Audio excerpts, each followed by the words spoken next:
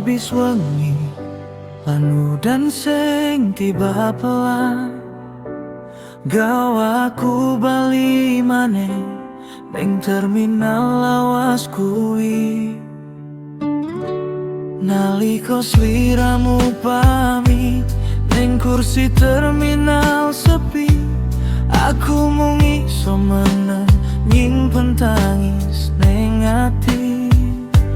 Lampu-lampu kuning redup lan kopi sing wis adem dadi saksi bisu tresno sing ora tekan tujuan. Aku ora ngerti kenapa kabeh kudu rampung nalika ati iki wis kebacut sayang sliramu. Terminal bengi udanku nyimpen kabeh kenanganku nalika sliramu lunga gowo separo uripku.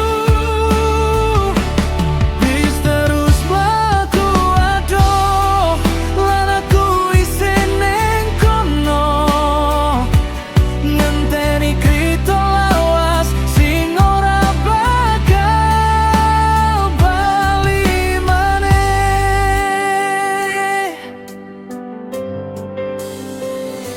Suara radio terminal isih muter lagu tresno gawa aku kelingan mesemu sing sederhana.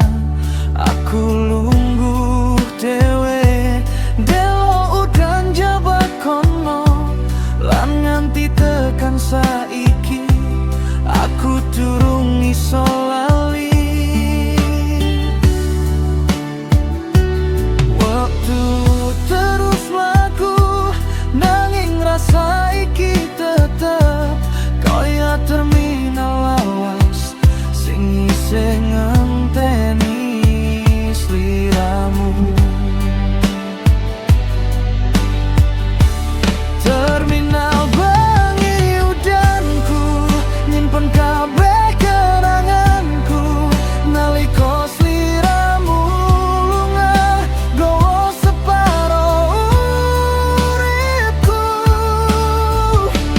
Bis terus laku adoh lan aku isin ning kono ngenteni krito lawas sing ora bakal bali maneh. Yen sewengi sliramu bali, aku mung pengen nyawa mesemu sing biyen sing tau gawe aku nyaman. Terminal bengi udanku saiki dadi saksi senajan sliramu wis adoh tresno iki durung